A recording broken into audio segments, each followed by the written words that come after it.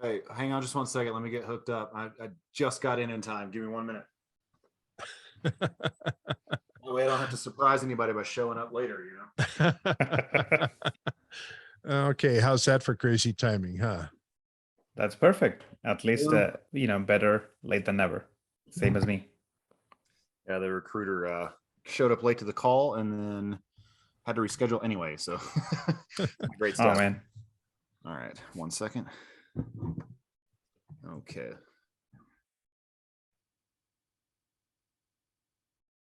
Let me get this hooked up real quick so you guys don't hear me the whole time.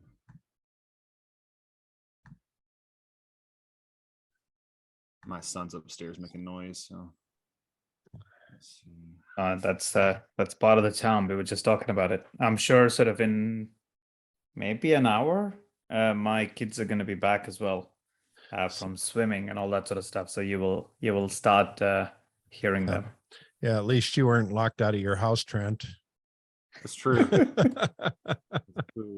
Yeah, this is what happens when you never take your keys when you go somewhere, Yeah, I wrote a column a while back on this idea of the empty pockets lifestyle, of being able to go wherever you go without having anything to carry along with you. And it seems like we're working our way towards that, but we're not quite there yet. Yeah, I have been successively removing things that I carry since, like, I don't know, quite a few years. Like, if you roll back, I don't know, 10, 15 years, you had like a wallet and a phone, sort of, a bunch of things. Then I removed the wallet and as a consequence, all cash. So then it was just cards in the phone. And now I mostly don't take the cards either. It's basically just the phone, which is, so it's kind of, it's trending in the right direction. Yeah. Yeah, it's we don't have the security to just use a fingerprint to pay for things yet. Oh man, I wish soon. I hope that gets adopted fast enough so that like I can get rid of this as well for payments. Although like, I mean, you still need it for conversations, but just the phone I can deal with, Yeah, absolutely. All right, are we ready to go? I think so. All right, ready. Rohit, thanks so much for coming on the show. My pleasure. Thanks for contacting. Absolutely. Good to put a face to the Twitter. To the Twitter, yeah. Although my profile picture does have my face on it, but this is like, you get to see it from other angles as well. It's there are a few more dimensions, which is nice. Yeah. Let's hear a little bit about your background, your interests, and what brought you to working on the problems that you're working on today. Broad question. So I guess background, I grew up in south of India, studied in a whole bunch of different schools, moved to Singapore when I was 17 to do university, etc. Was there for a few years, studied engineering and economics, and then, did a bunch of stuff, including working in banking, doing a startup, ran a fund for a couple of years, and then decided to sort of come to London, partly to do business school, then ended up effectively living here for the past decade. It wasn't particularly what I expected, but came here, met my wife, did a few years in consulting as a job, and currently I work in venture capital, where among other things I invest in post seed, I would say, like Series A, Series B stage innovative companies, oftentimes using cutting edge tech, but more on the software side. So primarily AI enabled type companies is what I invest in. So how do you find the companies that you're looking for? I mean, there's a particular niche of companies that you're more likely to invest in. So how do you find them, and how do you kind of do your due diligence and rake them through the coals and understand what's going to work and what isn't? So most, like, if I think about the companies, like a percentage of them is, inbound, right? I mean, you get connected through sort of people contacting you, sort of generally just having a wider surface area. You do end up in contact with a larger number of companies. Apart from that, there's a hell of a lot of outbound conversations as well as networking, right? I mean, you talk to other investors, figure out which companies are invested in. Occasionally, there are spaces that you have emerging theses about that you go down rabbit holes on, and then you realize, oh, okay, that there is potentially an interesting company at the bottom there somewhere that we should kind of have a look at, speak to a bunch of them, and then try to figure out which one of those things actually you like. So fairly haphazard is the answer. I think that's the answer for almost everybody.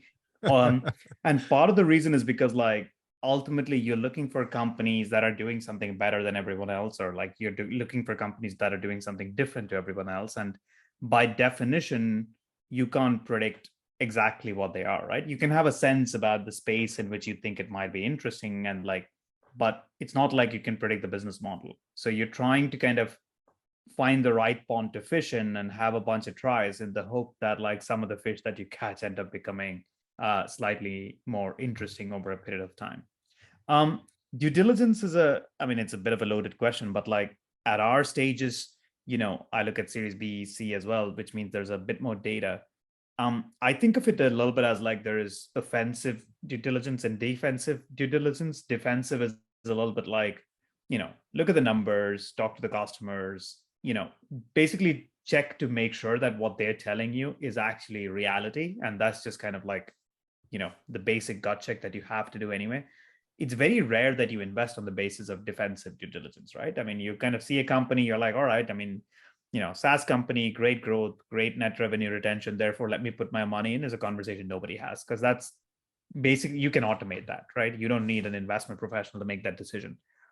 The offensive due diligence is a little bit closer to like creating a thesis on a space, a sector, figuring out an argument about a future that you think is viable, and kind of driving towards that a little bit. Like you kind of have to say something to the order of, cybersecurity is a massive industry that is currently undergoing growth. Even now, there's a huge number of problems, primarily on the endpoint or network side. This company has a chance of sort of solving it. If they solve it, this is what the future will look like, and make a qualitative judgment that steps outside the purely number-based kind of analysis, and have you figure out whether this is something you want to place a bet on. And ultimately, I suppose, know that it is a bet, right? Because these are companies trying to do hard things. So like some of them aren't going to make it. What are some theses that you're considering right now? So you said you're looking into AI enabled tech, your venture capital with bleeding edge technology. What are your most interesting theses that you're exploring right now? So a couple of the areas that I'm looking at, I think there's a broad consensus around application of AI that we have created on the research side to something that resembling reality, touching the world, as it were. So there's a few different applications of that could be interesting. We've had sort of glimpses of that looking at fitness, applying to health and fitness, using AI to figure out, the personalized regimens, or, measuring the body biometric, that sort of stuff. That's one side.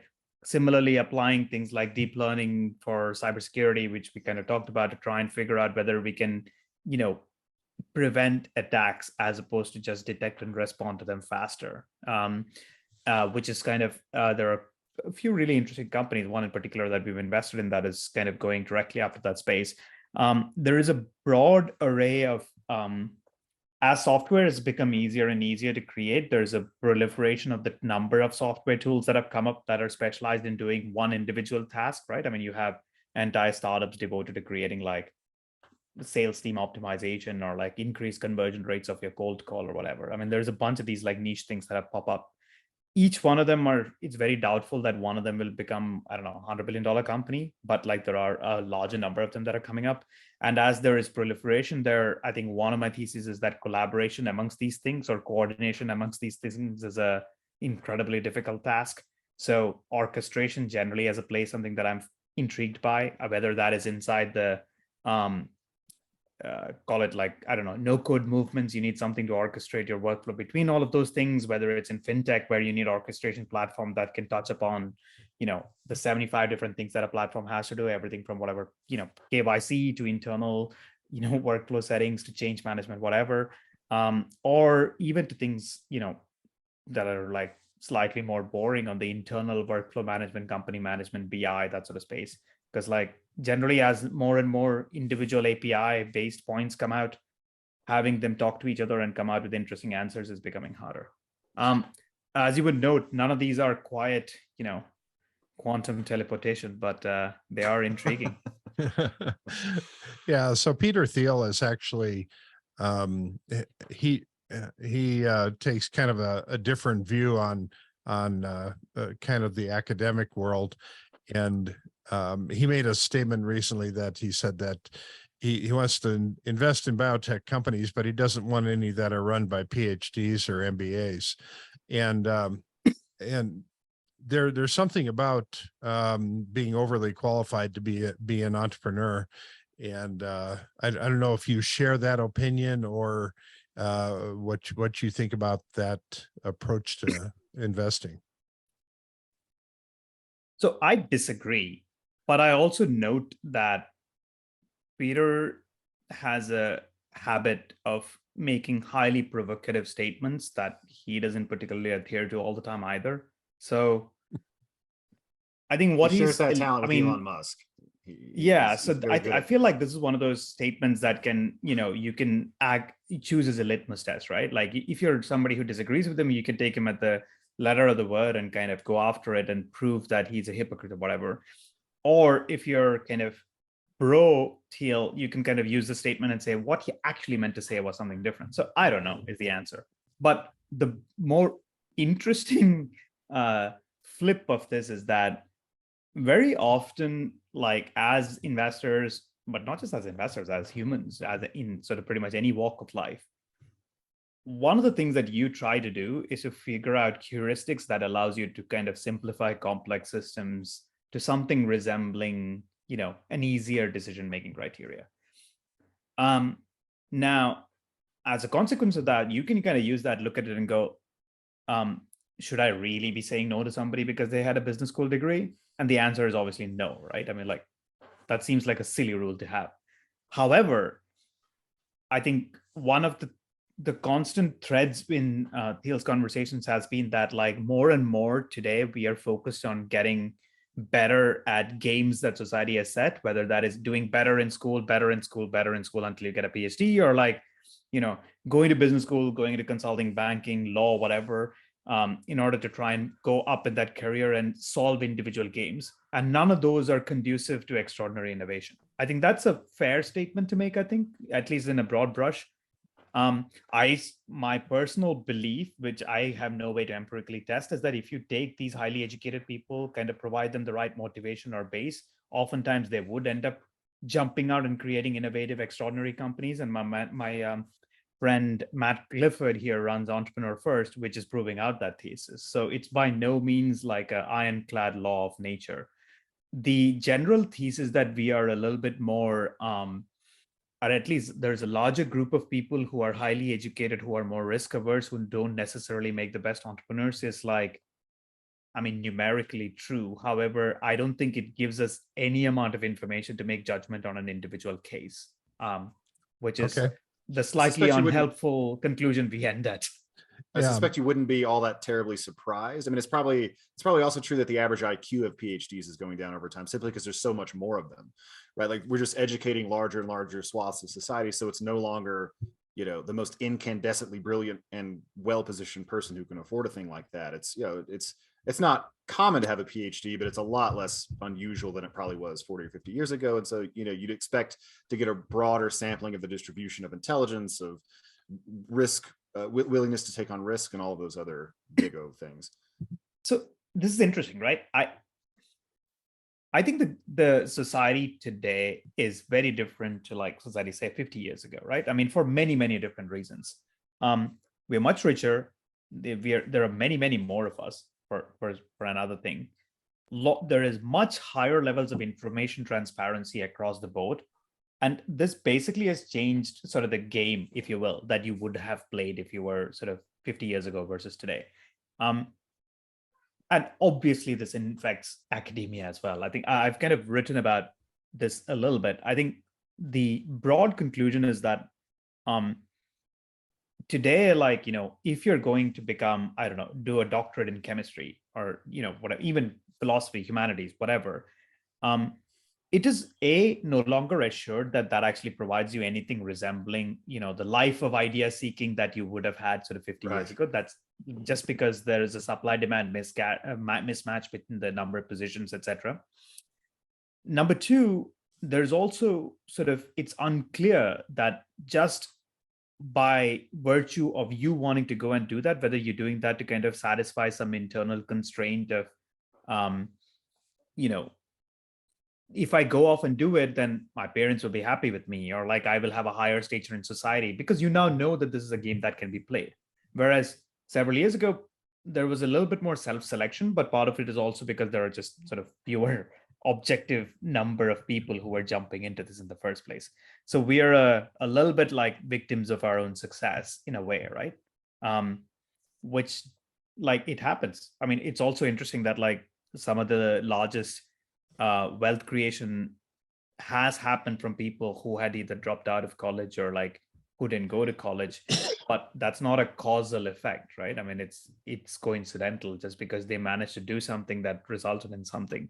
I wouldn't want to make too big a leap from that, saying like you should do X or Y. I don't think it kind of jumps to that conclusion to your point, Trent. Let me ask you this.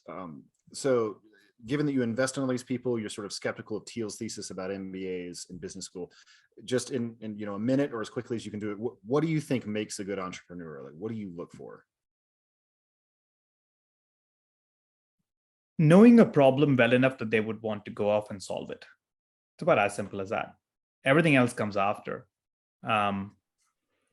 There are plenty of skills that change as a company develops, etc. But in the beginning, a lot of it is just like, I care about this enough that I want to spend my effort, time, opportunity cost to try and go off and solve it. That's it. Like, you can figure out the rest afterwards, right? I mean, should you really be spending your time on whatever 10-minute grocery delivery versus building something more interesting? But that's not for me to say. It's if they have to be actually interested, passionate about going off and doing it. Bear in mind, this doesn't say much about success, but this is something that I think is important. And I think passion in general is something that is overlooked quite often, I feel like. Definitely. Thank you. So recently you wrote a column on comparing kind of the Medici, Cosimo Medici's setup where he was funding people like Michelangelo and Da Vinci, and comparing that to the Thiel Fellowship, where Peter Thiel is giving $100,000 to young people under the age of 23 that and one of the requirements is that they drop out of school. And for some reason, he's had really tremendous success with kind of landing on some unique individuals that have unusual ability to go off and do something with that money. Is that something that you think that we should replicate and have more of around the world? I think you're muted. Got to have audio Sorry. for a podcast. Yeah. You meant the Thiel Fellowship by itself, right? Yes.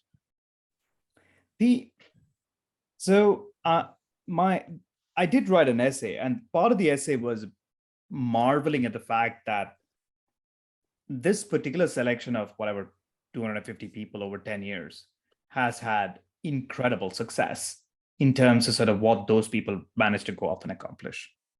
Now, I definitely think that experiments like that are vastly underdone, that like we do need to do a lot more of these things. I think that even despite having an intuition that if we end up doing a lot more of it, then the impact will get diluted. Like the median Thiel Fellowship winner is not necessarily changing the world, right? But the top Thiel Fellowship winner, Vitalik, is doing really well for himself.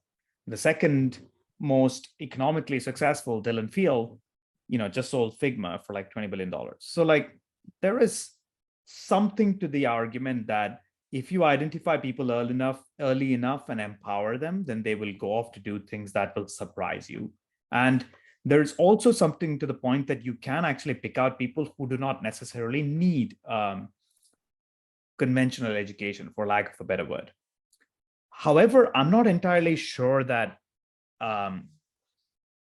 we have the ability to go off and do it in the first place, if that makes sense. Like, how do I put it? One of the very interesting parts of Thiel's experiment was that, as a billionaire and running multiple funds, having huge number of calls on his time, he was still able to devote a huge amount of time and a very small sum of money, right? I mean, annually it was whatever, 2 million or something, to doing something he thought was meaningful. And to me, that, like, the love of experimentation there is far more interesting. So one of the things that I found is, like, when I was looking around at, what do other billionaires do for, to solve their pet peeves? Very, very few of them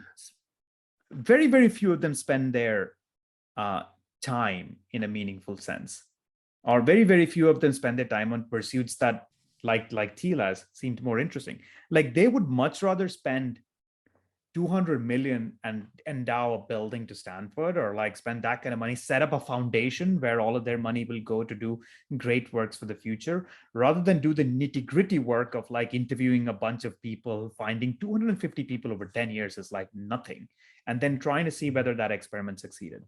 Considering the experiment has succeeded, I think it is incumbent on us to see a lot more, make it a lot more expansive, so that we can capture more people and empower them. Especially because the counterfactual here is that a lot of them would have had to fight in the marketplace of ideas, or, choose your own metaphor. Go to university, try to get a PhD, try to get a job, try to start a company, and try to do those things after having gone through the same rat race that everybody else goes through.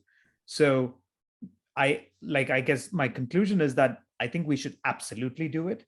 And I think we should do it despite the fact that doing it will probably dilute the amount of impact that will come out of it.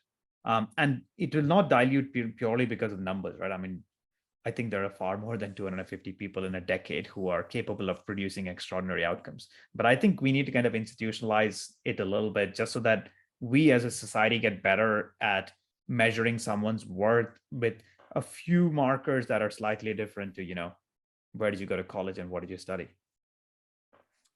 I think that's, Yeah, with what he's doing, though, I mean, it's not possible to get a PhD for most people before the age of 23. So he's actually taking a look at a much younger subset of society than most people are putting a magnifying glass on. And so these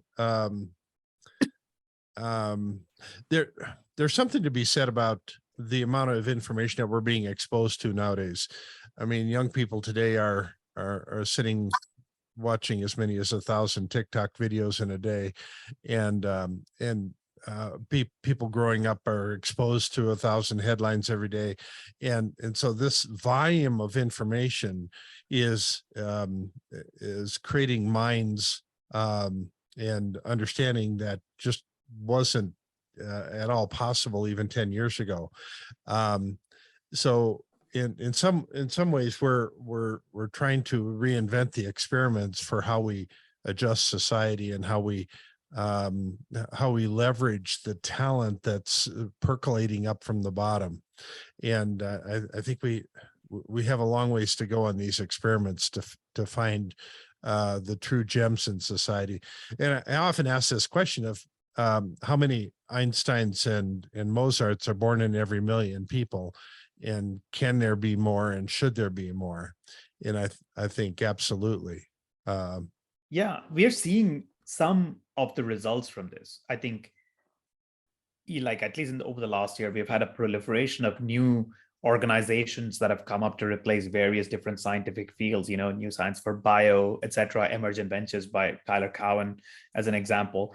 We are starting to see the flourishing of a new group of, modern Medicis, for lack of a better word, or a slightly grandiose title, who have taken it upon themselves to rectify this talent misallocation problem, to solve both the idea that we can find people who are misplaced in society in some ways, like, their talents are being misutilized, and also the fact that, once we find them, we can empower them by making them part of a group of people where you don't really need to worry a huge amount about the individual performance of one person, because it's the collective performance of a portfolio or a cohort that is more interesting, which I think is a reasonably useful counterweight to sort of the way the average works, right? I mean, this is all of this work is at the margins, because this doesn't impact the vast majority of the millions of people who actually go through the collegiate system.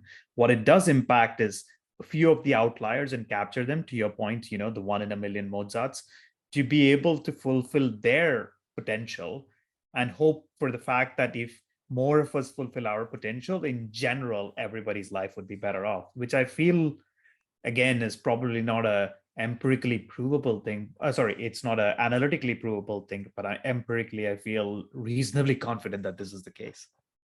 Yeah, you said that your buddy is operating Entrepreneur First. I might be misremembering this, but I'm fairly certain one of our prior guests, Gina Gorlin, does consulting through Entrepreneur First, and she is a psychologist. She spends a lot of time thinking about ambition and goal setting and how you can kind of construct your own character.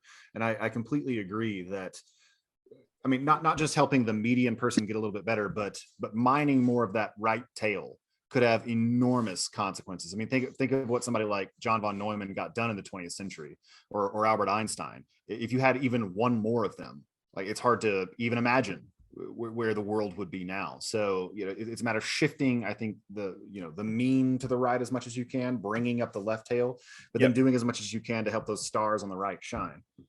100%. I mean, I think it's exactly right. There's an economic argument. You have an extra John von Neumann and you have an extra Einstein. You can push forward science and technology frontiers quite a lot more. There's also sort of a human argument to say that if you're able to let people pursue the paths that they themselves feel they're most suited to, interested in, want to contribute towards, passionate about, want to work hardest in, then the general quality of life that people have will increase immensely as well, right? 100%. And they're not necessarily related to the economic argument. Up to a certain point, perhaps they are, but like, very quickly you reach a point of diminishing returns if it's purely about, maximizing the ROI on a dollar that you could have spent elsewhere. Instead, you're trying to maximize something closer to sort of the social capital that you want to get out of it. Mm-hmm. So whether that is things like people quitting and pursuing their own paths, independent consulting, or writing, advocating, speeches, like there's a set of activities that people can do in order to either help raise the aspirations of others or either help humanity in general. Independent researchers, there are a few folks who are kind of saying like, Anton Haas is a post PhD actually, doctor here, who writes a Substack, Ages of Invention, which is wonderful. And he's sort of recently written or released a second book, sort of released a couple of years ago, but did the party. And one of the interesting things is like, he's one of those people who opted out of the traditional mode of research as exists within an academic institution, because it would have put him in a box effectively, right? I mean, it would have made there is only a limited set of things that you are allowed to do under the strictures. But now, because he's outside, he's able to sort of push his research agenda and follow the rabbit holes that he's interested in to a much larger degree than he would have been able to do otherwise. And what we pay for in terms of even being highly sort of charitable, higher levels of accuracy, or, societal academic acceptance by working inside as a doctor of X at Oxford, I genuinely feel that you probably do far more for the world if you step outside and you're able to do this. You're able to encourage people to pursue the rabbit holes that they're most interested in. I mean, not to back lyrical, I think like the capitalist system generally works because we expect people to be able to spend their time most wisely, or spend their money most wisely in areas that are best for them. And we put some guardrails around it, but like mostly, Adam Smith's famous line about, the baker doesn't bake for his for himself, right? I mean, he does it in order to earn, and together that ends up becoming a society that is good for everybody. I think something similar also exists in terms of following your own passions and aspirations. So what are some some of the big things that you would like to get accomplished in your career? I mean, you're in kind of a unique position. You can fund things then, and you can motivate people in unique and different ways. And you also have a very global perspective of the world. I mean, you've traveled a lot. You've been around the world. You've been exposed to different societal conditions. So if you're able to reach in your pocket, pull out your magic wand, what is it that you want to accomplish here? It's a it's a good question, one that I embarrassingly don't have a fantastic answer to. I mean, I think of things right now that I am intrigued by, which is probably a good starting point. I think one of the biggest themes that I would like to perhaps explore over the next, I don't know, 10, 20 years of my career is how to make or how to help people work together better. I feel like this is one of the themes that is less explored in general, whether when we talk about business, culture, science, politics, etc. I feel like there's a question of like, how do you make a group of people come together and want to do X for any value of X and have them do it in a fashion that is relatively successful?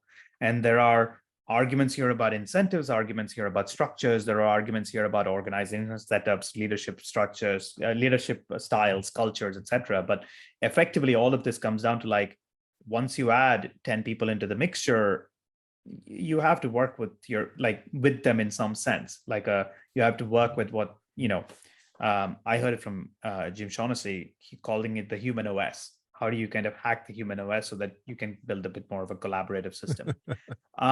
I think this is one of the most interesting topics for me. I think it is, it's only obvious to me looking back over the last year in terms of things that I've written, but like it recurs again and again in terms of sort of this pops up, this question of both dysfunctionally as well as like functionally, where the breakdown of our ability to work together has kind of caused larger calamities or catastrophes.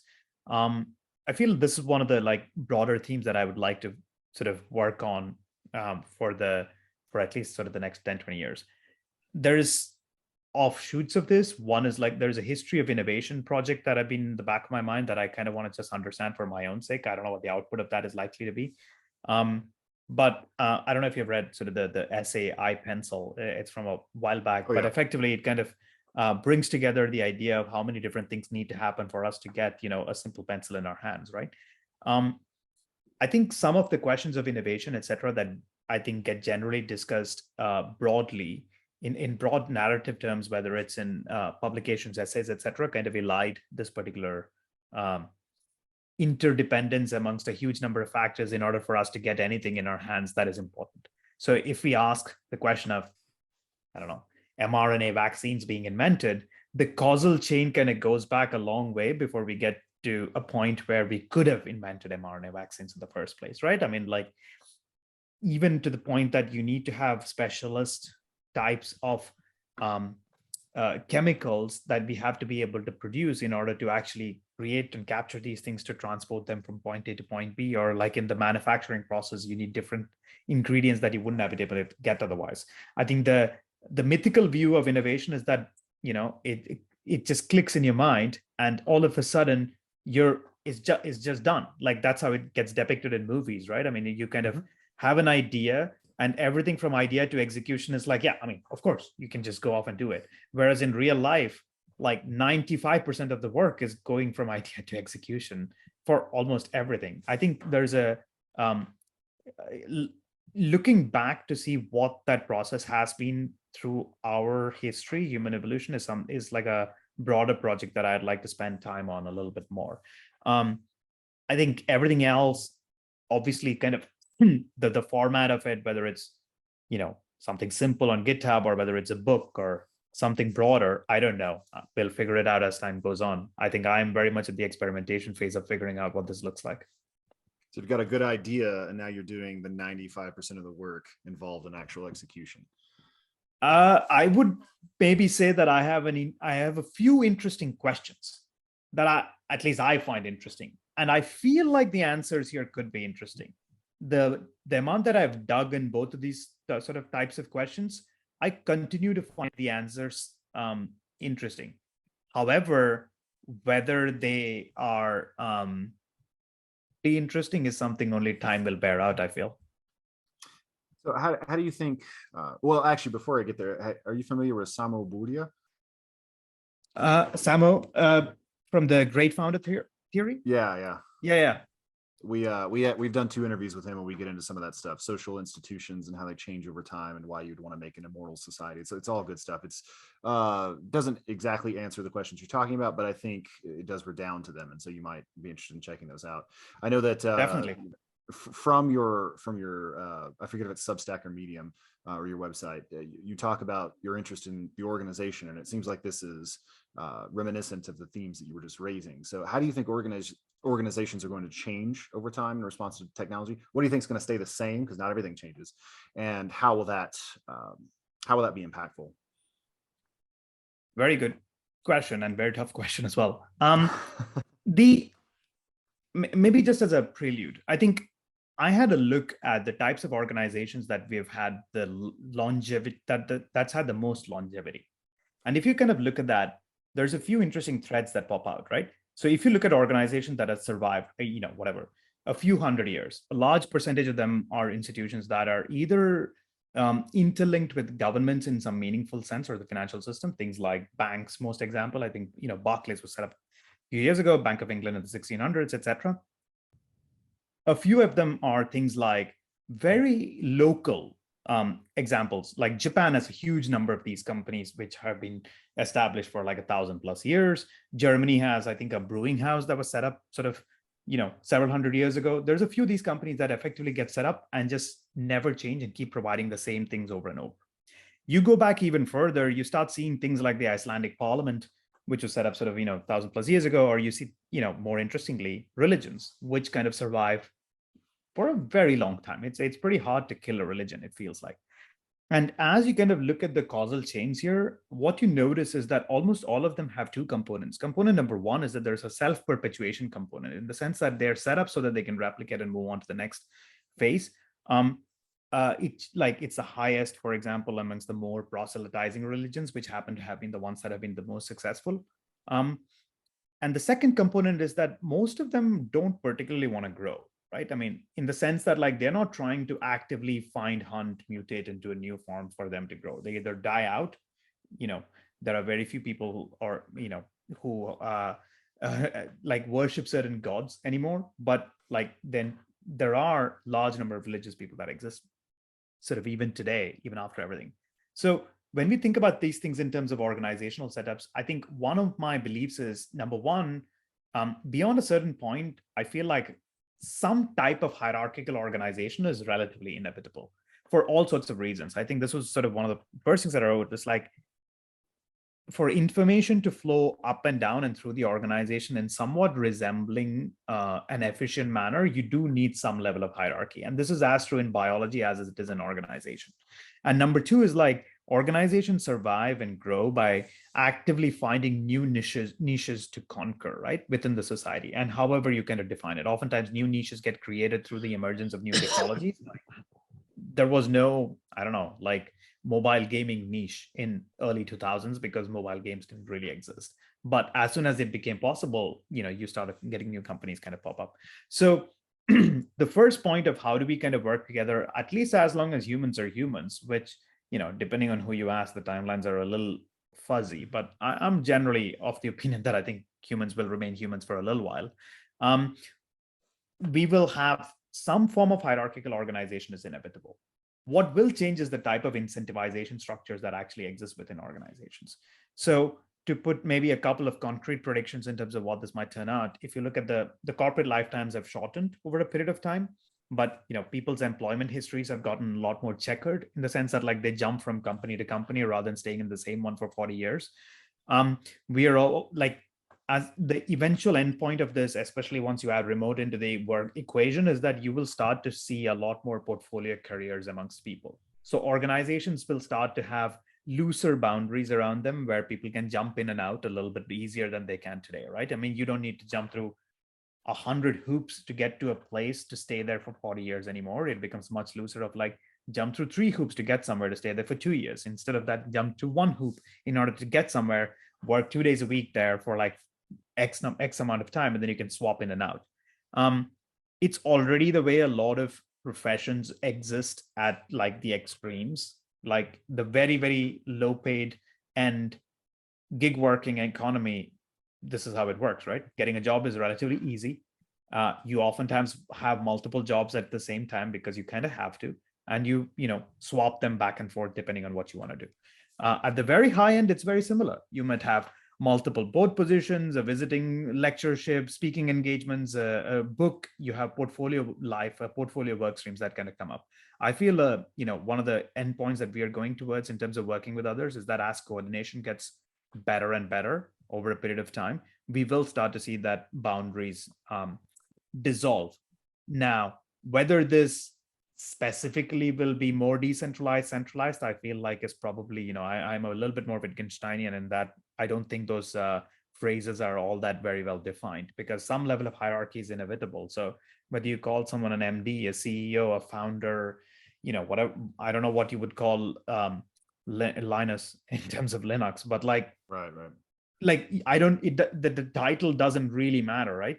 Techno King equivalent, they will be able to push through things that, anyway, but some form of that hierarchy is going to be inevitable. And like you will have people kind of trying to move across those things. I think that is, to use one of Bezos's terms, one of those things that will be true in 10 years, 20 years as it is today.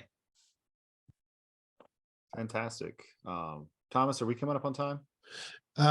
Yeah, we have time for one more question here. So Rohit, you're looking at everything through the lens of corporations and startups.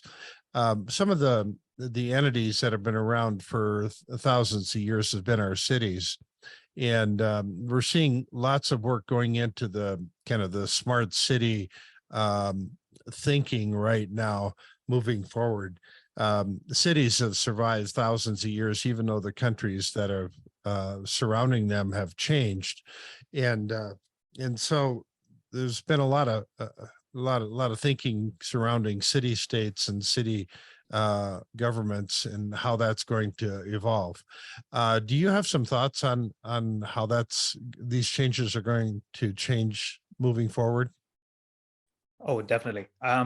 This is a very interesting one because I wrote an essay. I think it's called Thinking Like a City, where it's what I like it a lot, and it's something I think about very often, despite having been something that I've written a little while ago. And part of it is exactly like you said, Thomas. Is like cities seem immortal. Jericho is still around, right? Like, I mean, the cities that we find are thriving are oftentimes cities that have survived survived wildfires and famine and war and name anything. I think cities kind of end up surviving things that like you normally wouldn't expect them to be able to survive.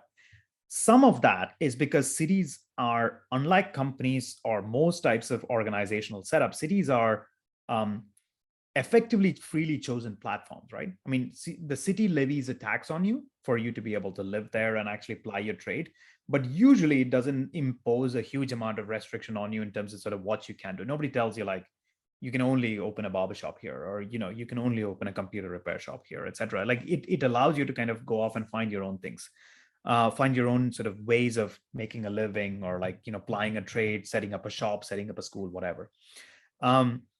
The consequence of this is that companies scale linearly or sublinearly, whereas cities scale superlinearly. Like add more people, you suddenly have more innovation coming up, more PhDs per capita, more growth per capita, TFP increases. Like name any metric, cities kind of get better. The focus, therefore, of cities as the atomic unit where interesting things happen, I feel is completely correct, because it is people choose cities to move to more often than they choose countries to move to. Or rather, they choose a country because of the city rather than the other way around. You would choose New York and then move there for sort of whatever reasons, economic reasons, studies, like college reasons, etc., rather than saying like, I want to go to the US, where should I go? Let me end up in New York. I feel like the former happens a lot more. Now, coming down to things like charter cities and things like that, I think a little bit of it is that, unfortunately, cities so far have all been bottom-up phenomenon, right? I think I remember reading something like almost all cities are next to, or almost all large cities are next to bodies of water, either rivers or the sea, just because like you needed it in order to form a city until fairly recently. I think Johannesburg is the largest city that is not next to a body of water. I might be misremembering that. So when I look at most of the charter city examples, the one in Honduras, etc., they're trying very hard to create a place that acts as a destination that attracts people, but doing it slightly in a top-down manner by providing incentives, SEZs, etc., as opposed to kind of finding a place where something already exists and build up from there. I mean, I would be much more intrigued to find a place like Singapore in the 60s, which was, not especially great, but was in the right strategic location. It already had an economy, and then you could build up from there, as opposed to trying to kind of create a de novo brand new city like I think they did Putrajaya in Malaysia or like Abuja in Nigeria, neither of which have been sort of what you would call resounding successes in terms of sort of acting as a place to kind of grow. So this is something that I kind of go back and forth on. I am optimistic on our ability to try to go for it. I think the things like what Balaji's book says of, network states are interesting. Yep.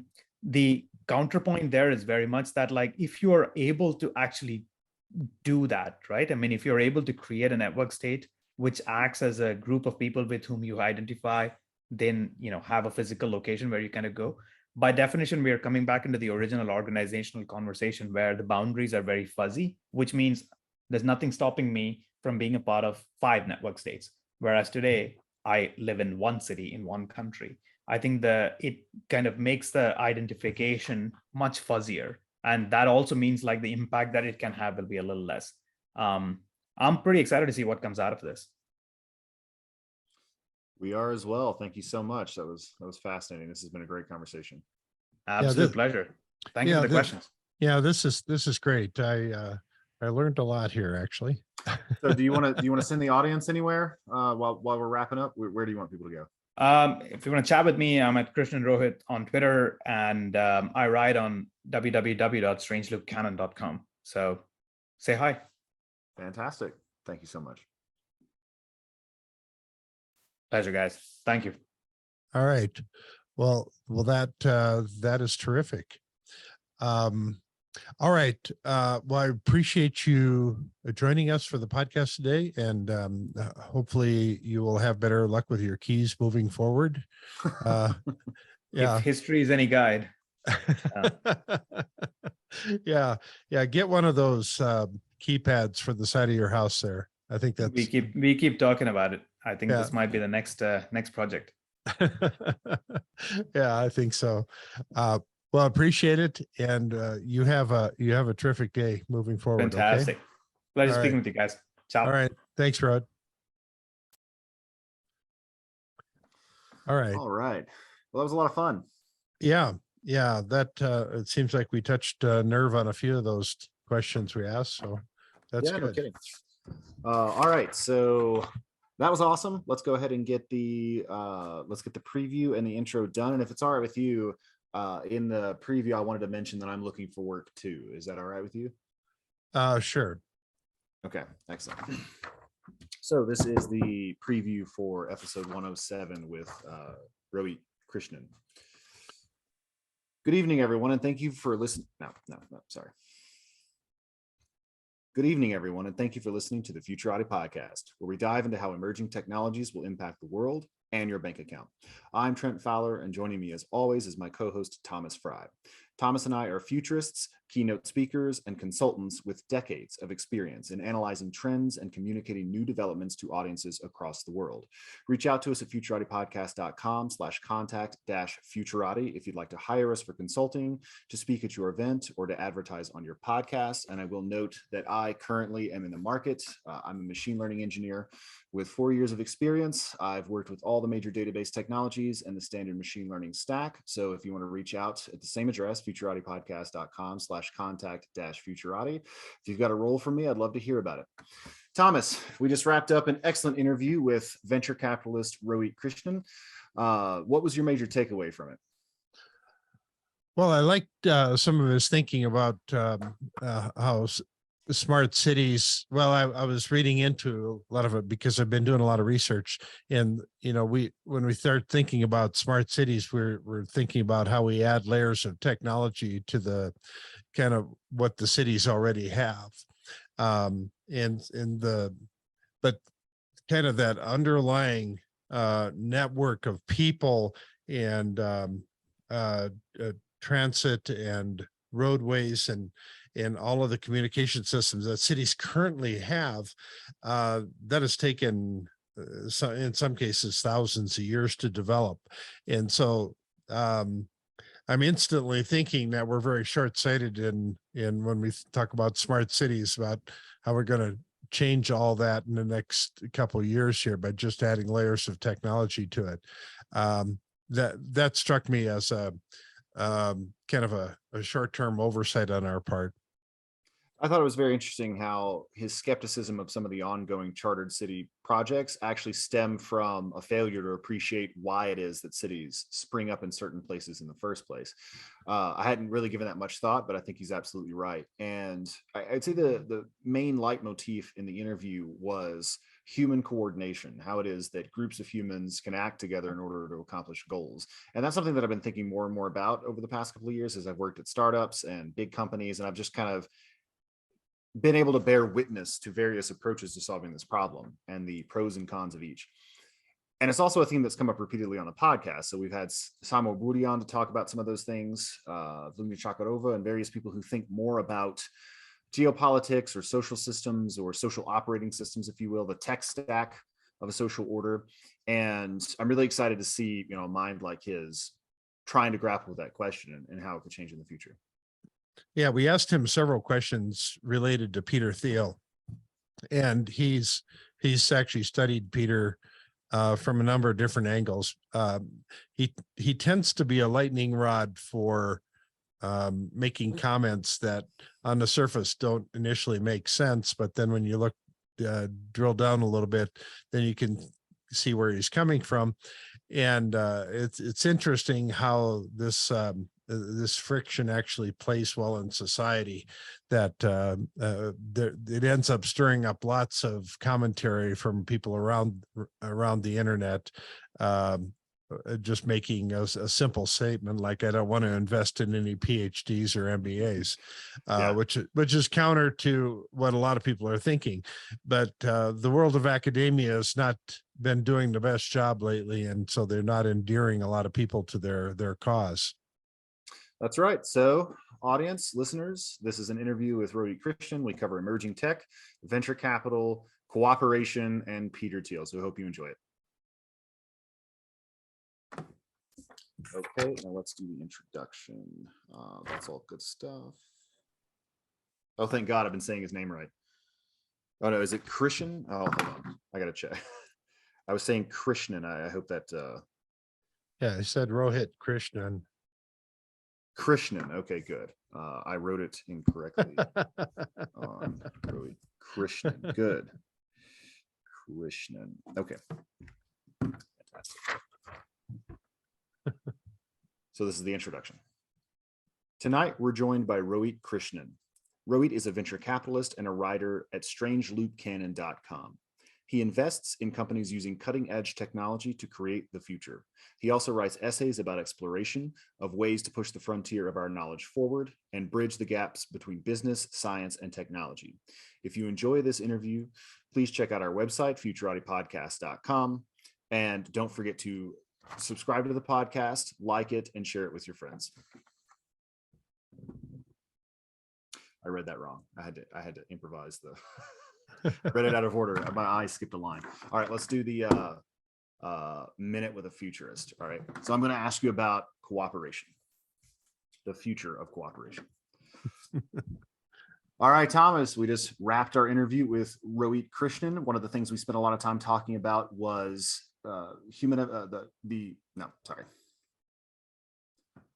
All right, Thomas, we just wrapped our interview with Rohit Krishnan, and one of the things we spent a lot of time on was cooperation, how it happens currently and how it will change in the future. So as a futurist, what do you think is the future of human cooperation? Well, see, we're developing a lot more lines of communication. And so the idea of cooperation takes on kind of new dimensions when you're cooperating on TikTok versus cooperating on Facebook and cooperating through a telephone conversation or a Zoom call. This idea of cooperation has many more dimensions than ever before in history. So we also have this problem of people who are uncooperative. We also have many more lines to sever, so to speak, if we're going to disconnect from those people that are uncooperative. And so we have to look at it from both perspectives. Fantastic. There you go, guys. The future of cooperation. All right. So All right, we're done there, yeah? I'm going to turn this all off. All right, let's see.